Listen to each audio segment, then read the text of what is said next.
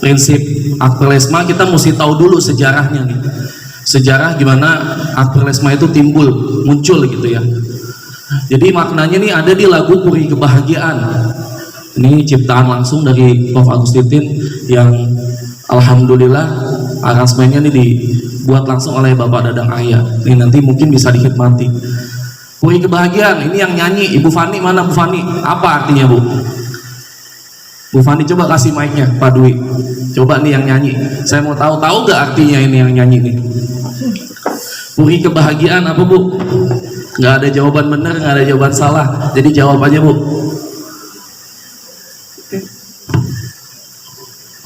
Ya Pak. Ya coba Puri Kebahagiaan. Ibu kan nyanyi kemarin ya. Suaranya bagus, saya suka tuh. Nah kira-kira apa tuh Puri Kebahagiaan artinya Bu? Saya belum terlalu mengenal lebih jauh lagu ini sih Pak sebelumnya, karena memang waktu nyanyi kemarin itu juga saya cukup singkat untuk persiapannya gitu, jadi baru tahu juga lagunya. Cuman karena waktu itu ada hal yang diharuskan saya untuk menggantikan, karena harusnya tadinya anak yang nyanyi Pak. Jadi ketika saya diminta sama Pak Dadang untuk menggantikan, makanya saya menyanyikan, walaupun sebenarnya saya juga belum mengenal lebih dalam dari si lagu Puri ini gitu. Cuman kalau dari saya lihat sih mungkin ini tentang perjalanan dari almarhum Prof ya. Oke, perjalanan dari almarhum Prof. Kita tepuk tangan dulu Bu Fani ya, keberaniannya luar biasa. Jawabannya hampir benar. Nah kemarin MC-nya bacain tuh artinya. Ustadz Faisal mana Ustadz Faisal nih? Saya mau tahu juga. Udah gitu nyontek lagi bahasnya dari YouTube saya ini. Bener ya Pak Faisal nyontek ya dari YouTube saya ya. Coba artinya apa Puri Kebahagiaan?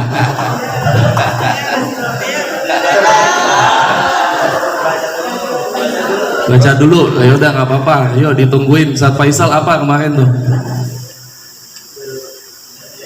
Tadi udah tertulis. Puri Kebahagiaan adalah lagu yang menjadi guratan sejarah perjalanan seorang Profesor Agustin. Puri Kebahagiaan artinya puncak kesuksesan yang menurut Profesor Agustin dapat digapai lewat 10 perjalanan emas, yaitu Akperlesma. Oh iya, tepuk tangan dong Ustadz Faisal. Karena jawabannya nyontek pasti benar 100% ya. Jadi benar nih Puri Kebahagiaan. Puri itu kan tempat ya, tempat. Kalau di Wikipedia mungkin Pak Dwi lebih paham nih. Kalau dari bahasanya tuh istana lah gitu. Buat para raja, intinya menggambarkan suatu tempat kebahagiaan ya, rasa senang, rasa damai. Jadi ini adalah suatu penggambaran tempat yang membuat senang dan juga damai beliau gitu. Puri Kebahagiaan. Nah kita langsung nyanyiin aja Pak Dadang ya. Coba satu bait aja nih. Nah kalau teman-teman bingung boleh ikut nyanyi nih, ada liriknya. Gimana Pak Dadang? Merajut suka, merajut duka dalam perjalanan yang panjang, dengan tekad lampaui batas pengabdian, walau tak semaksimal dengan keinginannya, ku tuang dalam liku perjalanan hidupku, memenuhi hasratku dan ku sebut sebagai perjalanan emas. Stop sampai di sini Pak Dadang.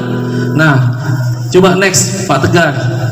Jadi ini apa sih maksudnya nih gitu, merajut suka merajut duka. Jadi intinya nostalgia, memori, intinya ada suatu momen yang udah dilewati. Jadi beliau ini lagi cerita nih, dulu saya ada senangnya, ada sukanya, ada dukanya, ada sedihnya. Kemudian dalam perjalanan yang panjang, jadi ini udah terjadi, jadi beliau lagi menceritakan, merecall memori yang sudah dia lewatin.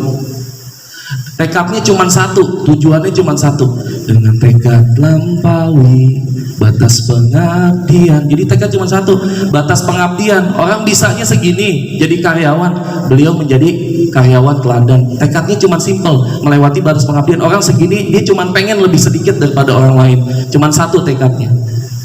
Kemudian walau tak semaksimal dengan keinginannya. Jadi walaupun mungkin ajaran atau anjuran Quran nggak bisa dia capai, nggak bisa sampai kayak Nabi, nggak bisa sampai kayak Rasul, nggak sesuai dengan keinginan Allah Subhanahu Wa Taala, tapi seenggaknya dia bisa gitu mencapai batas yang orang lain cuma sampai gitu.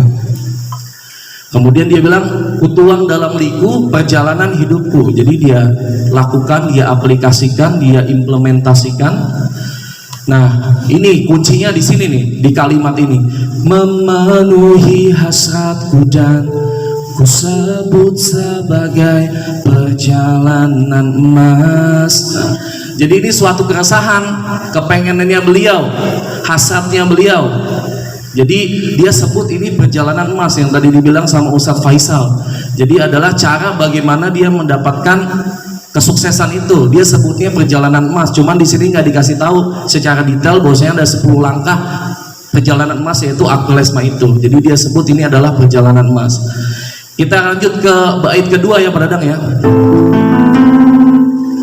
Ku lanjut dalam bumi kebahagiaan, walau tak selurus siratal mustaqim, setidaknya jalan buntu dan terlarang telah ku lewati mendekati surga.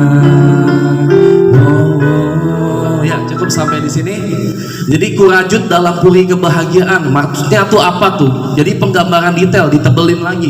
Jadi yang tadinya dia merajut suka, merajut duka, tekadnya cuma satu, melampaui batas pengabdian. Kemudian juga walaupun gak semaksimal apa yang kata Tuhan deh. Nah, saya bikinnya di mana nih? Dirajut dalam puri kebahagiaan. Maksudnya ya sekolah ini. Puri itu kan tempat kebahagiaan, tuh kan damai, sejahtera. Jadi tempat ini yang bikin beliau, tempat dia merajut daripada karyanya, pemikirannya, yaitu Akhlesma itu yang disebarluaskan. Jadi akan dirajut dalam puri kebahagiaan, walaupun dalam perjalanannya tadi nggak selurus siratal mustaqim, ihdinas siratal mustaqim, tunjukkanlah aku jalan yang lurus. Walaupun nggak bagus-bagus banget, tapi seenggaknya beliau coba untuk rajut di puri kebahagiaan menurut versi beliau. Kemudian di bait selanjutnya, setidaknya jalan buntu dan terlarang. Jadi ada kesusahannya.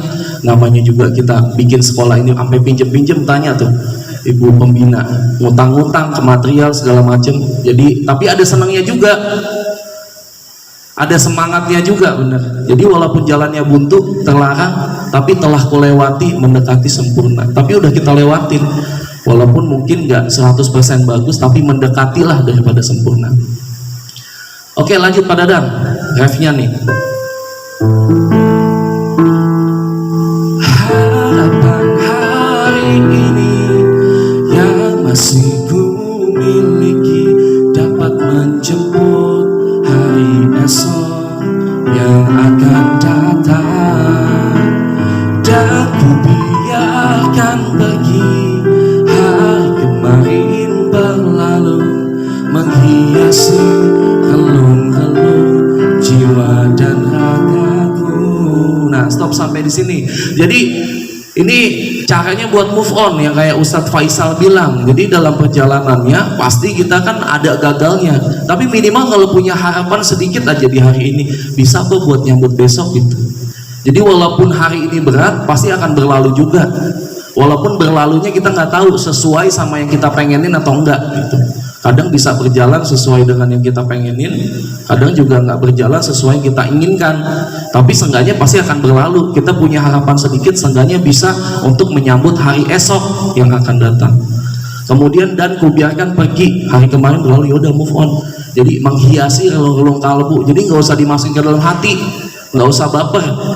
Jadi kayak kita misalkan jalan naik mobil, kita lihat ke depan, melihat spion kan sesekali aja, spion tengah, spion kiri, spion kanan. Jadi nggak perlu untuk kita pikirkan yang udah lewat. Kan cara kesuksesan cuma dua, antara kita lari terus atau di saat orang lain berhenti kita tetap jalan. Jadi ya udah, kita jalan aja terus, fokus ke depan. Nah kemudian bait selanjutnya nih, ayo mangga Pak Dadang. Sebagai kesaksian bahwa telah ku berbuat sesuatu, ku doakan sahabat karib handai taulan lampaui jiwa ragaku.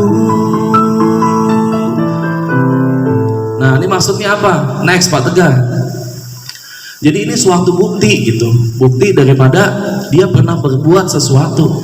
Jadi dalam hidupnya dia nggak menjadi orang biasa. Hidup kan terlalu singkat buat jadi orang biasa. Dia membaktikan dirinya, mengabdikan dirinya untuk masyarakat luas. Next lagi Pak Tegar. Nah ini adalah guratan sejarah, dan di akhir terakhirnya tuh, di bait terakhirnya ini adalah sematan doa. Ku doakan sahabat karib handai taulan lampaui jiwa ragaku. Jadi selain dia bercerita semua perjalanan dia, tersemat juga doa. Buat siapa?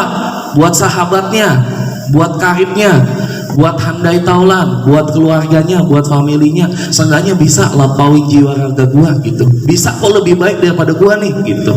Jadi selain dia menyiratkan, mengisahkan bagaimana perjuangan dan perjalanan hidupnya, dikasih tahu resepnya gimana dengan 10 perjalanan emas, diceritakan yang namanya nggak pernah berjalan mulus, ada bukanya, ada sukanya, nggak seluruh siratal mustaqim, didoain juga lagi di lagu ini.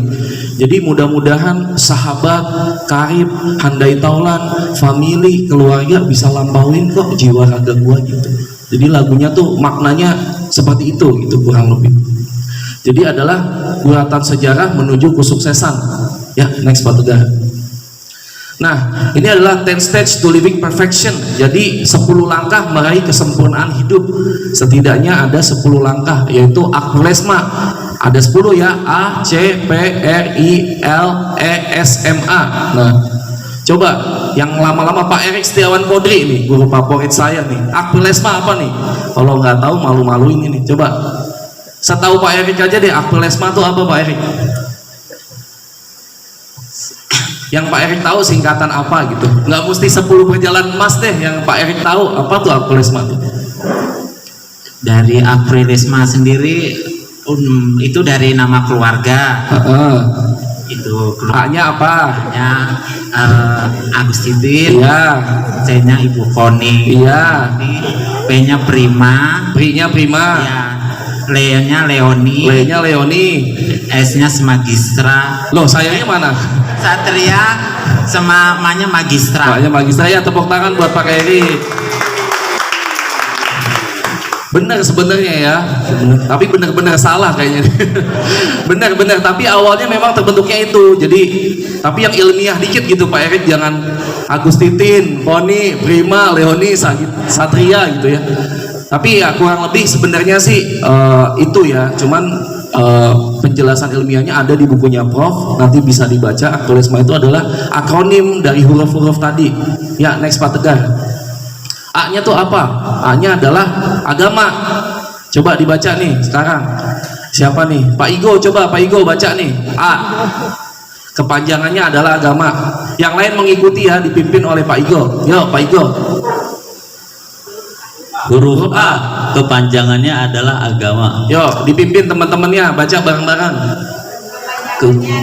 Huruf A kepanjangan adalah agama. Agama merupakan ajaran bagi orang hidup untuk menjalankan kehidupannya, sehingga manusia sebagai makhluk yang sempurna. Tak benar dari mana kita berasal, hendak kemana kita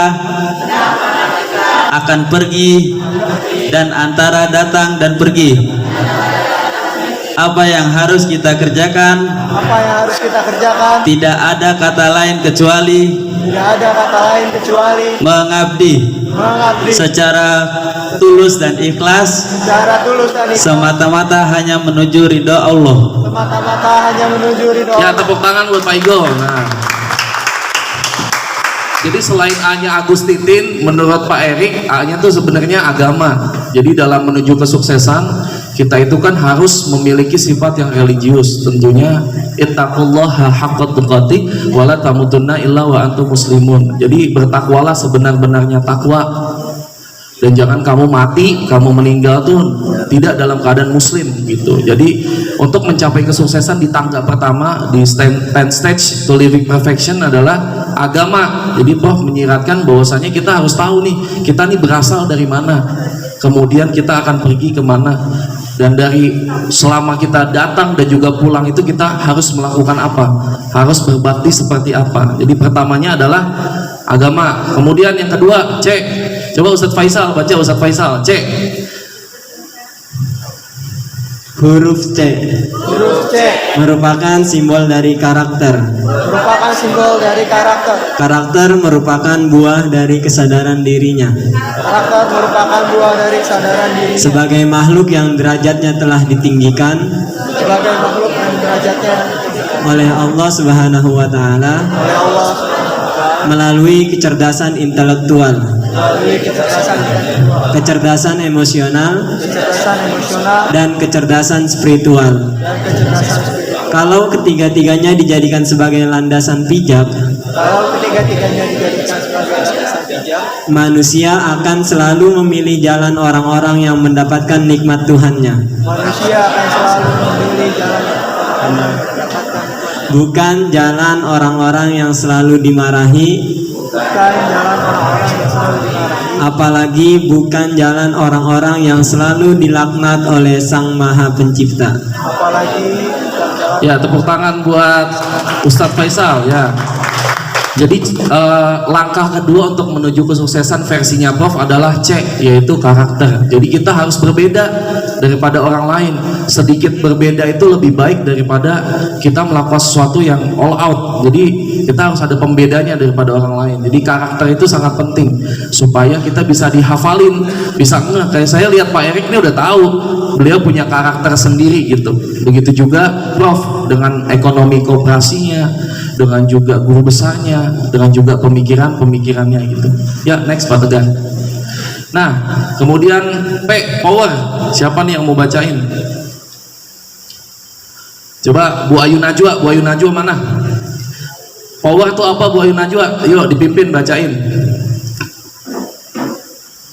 Huruf P. Mewakili kata power. Power yang terbentuk dari soft sehingga menjadi soft power.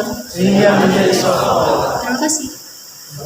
Belum, bawahnya tuh soft power apa tuh Bu Ayu? Oke, soft power terbangun dari penyatuan antara intelektual, spiritual, dan emosional.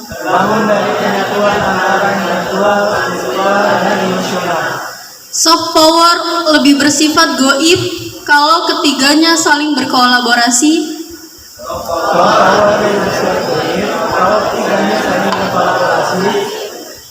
dan mengalir menjadi hard power atau kekuatan fisik. Maka akan menjadi satu kekuatan manunggalnya. Sifat-sifat ketuhanan ke dalam jasadilah. Seandainya ini terpelihara dengan baik, akan mampu menciptakan manusia dengan produktivitas tinggi yang dapat menimbulkan kemaslahatan dalam hidup dan kehidupan ini.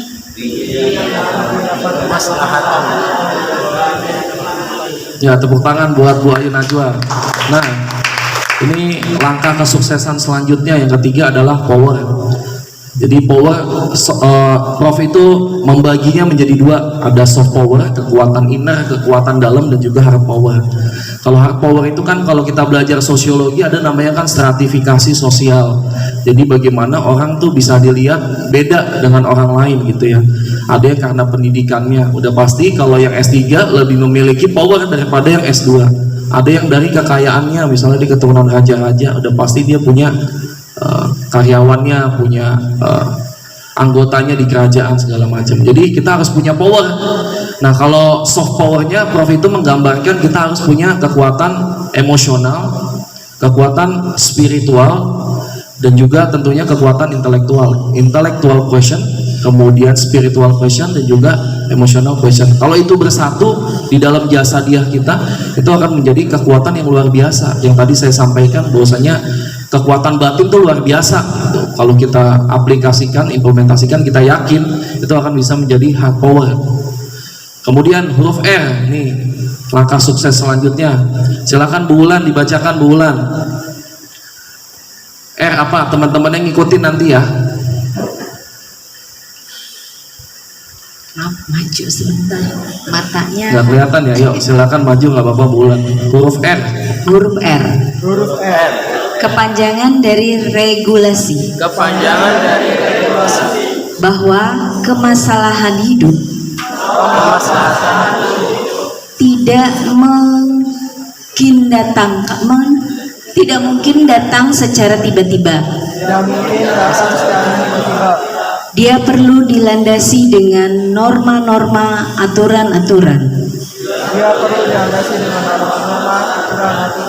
Hukum, baik hukum tata negara atau tata pemerintahan, ataupun hukum langit, hukum-hukum Tuhan, tanpa regulasi kemungkinan hidup manusia akan menjadi tidak terarah. Tidak bisa membedakan antara baik dan buruk, hak dan batil, benar dan salah. Ada kecenderungan manusia yang semacam ini berfilsafat.